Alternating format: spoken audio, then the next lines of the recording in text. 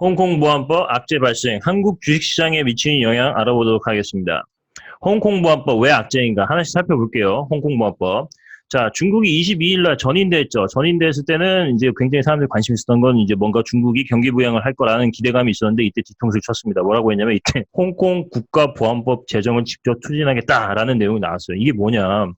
홍콩 보안법이라는 게 뭐냐면 홍콩에는 헌법에 해당하는 기본법이라는 게 있어요. 여기 보면 23조가 있는데 23조의 내용이 국가 전복과 반란을 선동하거나 국가 안전을 저해하는 위험 인물 등에 대해 최장 30년의 징역형을 처할 수 있다. 뭐냐면 홍콩 정부가 바라봤을 때 우리 체제를 뭔가 위협할 수 있다. 결국 중국 공산당을 얘기하는 거죠. 이거를 위협할 수 있는 인물이 나온다? 그럼 어떻게 하겠냐? 이 사람들 처벌하겠다라는 조항이 있어요. 조항이 있는데 현재까지는 별로 의미가 없었어요. 유명무실했어요. 왜냐하면 이거를 조항은 있는데 실질적으로 이걸 어떻게 적용할 것이가는 하는 처벌 법령은 아직까지 없었단 말이에요. 근데 이거를 만들겠다는 게 지금 국가보안법이거든요.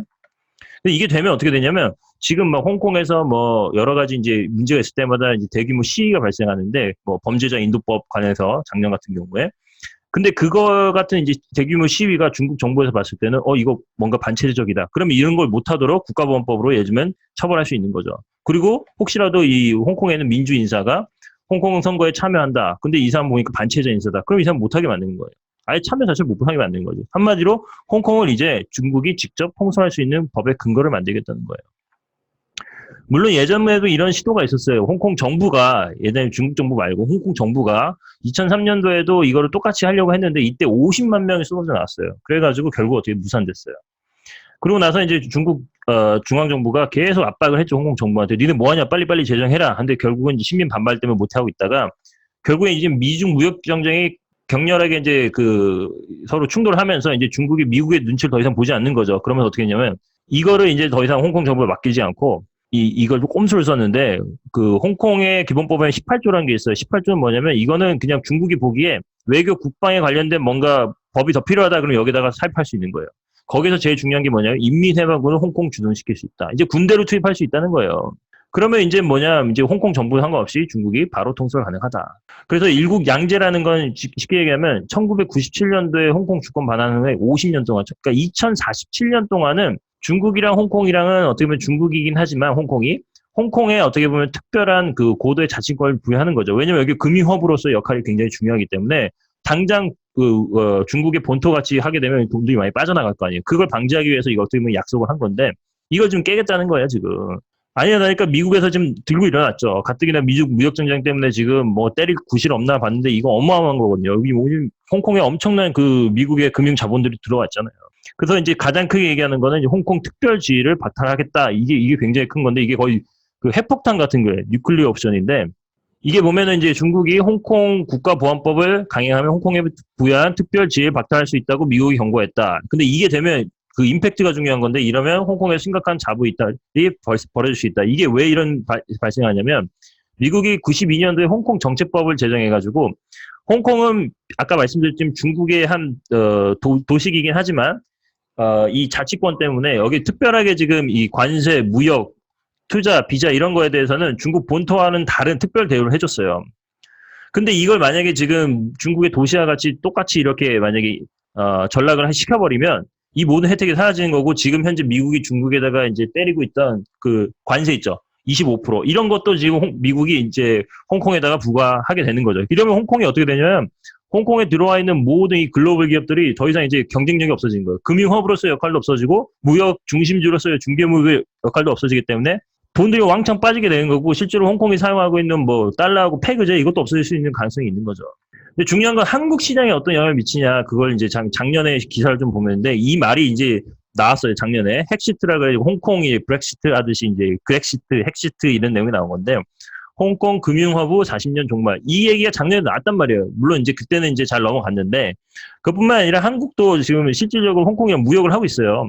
보면 홍콩 수출 규모가 미국, 중국, 베트남이 두 번째 그다 이게 좀 의외일 수 있지만 쉽게 얘기하면 사실은 중국으로 들어가는 거예요. 중국으로 들어가는데 여러 가지 세금 때문에 혜택 때문에 홍콩을 쳐서 들어간다고요. 근데 이것도 이제 충격을 받을 수 있는 거죠. 더 중요한 건 제가 이제 한국에 지금 ELS라는 상품이 있어요. 주가 연계 증권이 있는데 홍콩의 HCCI, 홍콩 지수로 포함된 상품이 굉장히 지금 많이 발행이 됐어요. 이게 만약에 그래서 홍콩 시장이 이제 이 악재 때문에 많이 무너지면 지금 여기 투자하는 그 한국에 있는 개인 투자자들도 기업들도 상당히 영향을 받을 수 있어요. 이건 좀 자세히 살펴보도록 하겠습니다. 자, 작년 같은 경우에는 독일 국채 DLS부터 시작해가지고 뭐 여러 가지 펀드들 때문에 지금 문제가 많았는데 이번에는 홍콩 지수가 또 문제가 될 수 있다 이런 내용이 나왔는데 작년에 사실 ELS 발행이 100조 정도 됐어요. 여기서 이제 그 가장 많이 쓰이는 기초자산이 유로스탁스 그리고 S&P 그 홍콩 HSCI 니케이인데 이 중에서 홍콩 이게 중복이기 때문에 이게 다 더하면 100조보다 넘어요. 근데 이게 어떤 경우 2개, 3개씩 이렇게 돼 있거든요.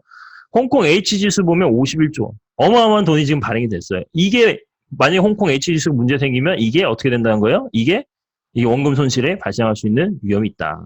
그래서 보면 이 상품의 구조를 뭐 디테일하게 볼 수 없게 쉽게 얘기하면 오늘 만약에 가입을 했어요. 그러면 HSCI가 지금 10,000포인트다 예를 들자면 그럼 그걸 100으로 보고 만기까지 이렇게 6개월마다 예를 들면 관찰을 하는 상품이라고 보면 이 납기이라는 배리어가 있어요. 요거를 45%로 설정을 했을 때 한 번 주가가 100으로 시작을 했다가 결국 45. 요만큼의 하락이 안 되면 원금을 보장받고 예를 들면 이게 1년에 5.5짜리인데 이걸 6개월마다 따박따박 받고 끝나는 상품이에요. 그러니까 평소 같은 경우에는 금융시장에 뭔가 이렇게 블랙스완 같은 큰 악재가 없으면 기본적으로 이거는 뭐 이자 받고 끝나는 어떻게 보면은 괜찮은 상품이죠. 근데 어떻게 보면 10년에 한 번씩 예전 금융위기 때도 그렇지만 이게 한 번 악재가 터지면 이 낚인 배리어라는 걸 치게 돼요. 이걸 치게 되면 어떻게 되냐면 이게 조기 상환도 안 될 뿐더러 이게 원금이 이제 손실 날 수 있는 위험이 생긴다. 근데 지금 아까 말씀드렸죠. 이게 51조가 지금 이렇게 돼 있는데 이게 여기에 지금 만약에 낱개를 쳐버리면 문제가 될 수 있다. 그래서 지금 기존 상품 지금 혹시라도 ELS 가입하신 분들은 좀 미리 빨리 지금 자기가 어떤 조건으로 가입했는지 살펴보시고 점검 한번 해보시고 신규 가입은 좀 신중해서 할 필요가 있습니다. 지금 보면 이제 그 코로나 때문에 많이 빠졌을 때 이때 ELS 지금 변동성이 커지니까 이게 보면 이제 변동성이 커지면 쿠폰이 많이 나오는 상품이거든요. 기본적으로. 이런 상품이 지금 신규 가입하고 나와 있는데 지금 보면 유진투자증권 보면은 지금 모집하는 상품이에요. 제가 뭐 여기에 무슨 그 뭐 억하심정이 있는 게 아니라 지금 뉴스에 나와서 그냥 말씀드리는 거예요.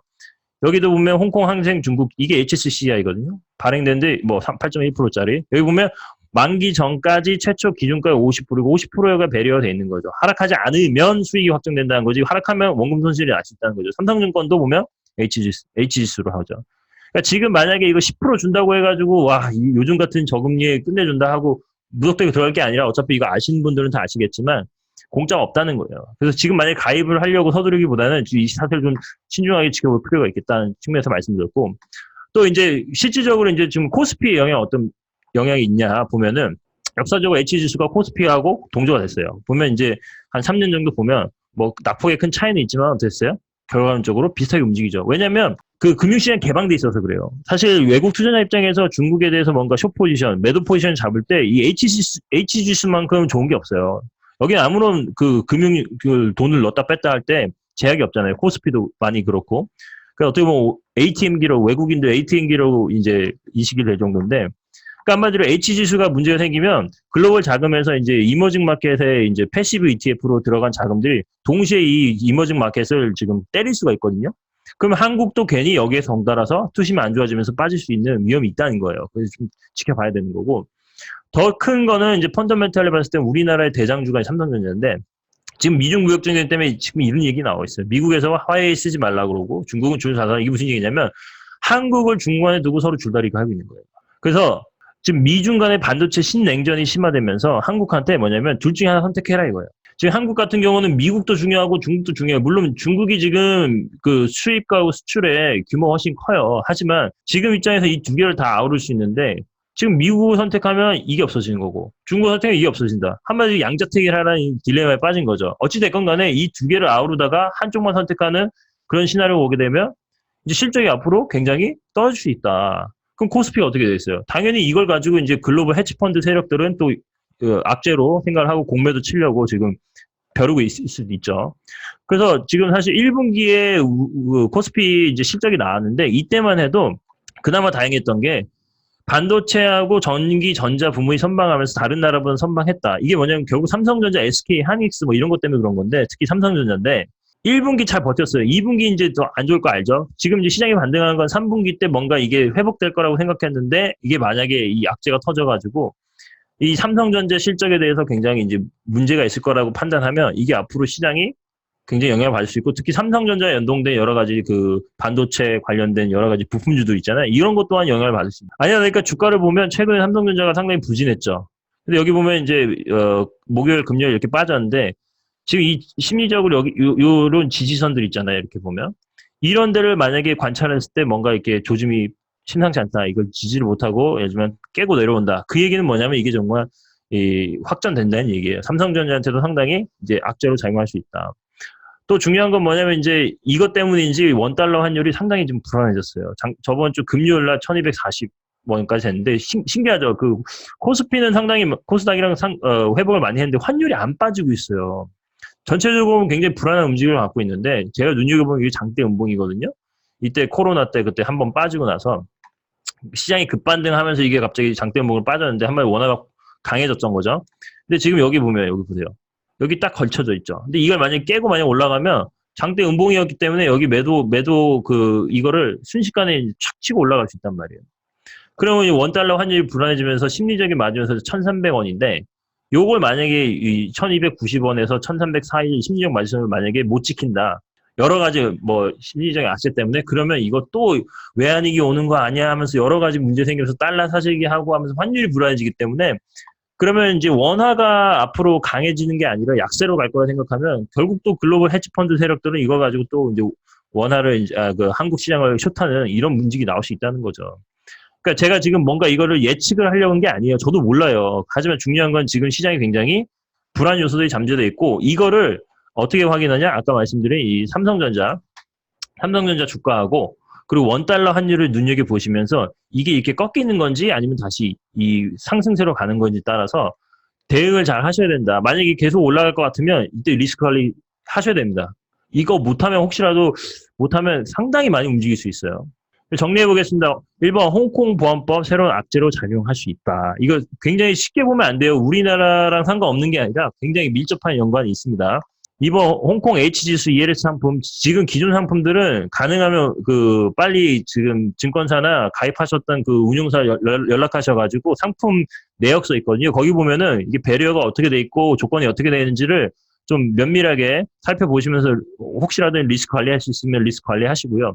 신규 가입하신 분들 요 사태를 좀 더 신중하게 지켜보시면서 사더라도 가입하더라도 훨씬 더 좋은 조건을 할 수 있는 여지가 있을 수 있으니까 좀 신중하게 보셨으면 좋겠고 그리고 이제 이 앞으로 상황은 삼성전자 주가와 원달러 환율을 유심히 살펴보면 뭔가 힌트를 얻지 않을까 그런 판단이 됩니다.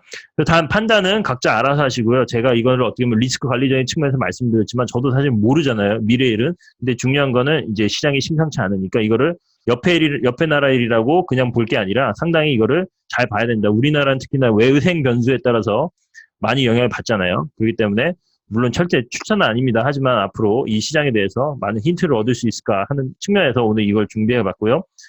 내용이 마음에 드셨으면 구독, 좋아요, 알림 설정 누르시고 다음엔 더 좋은 내용으로 찾아뵙도록 하겠습니다. 감사합니다.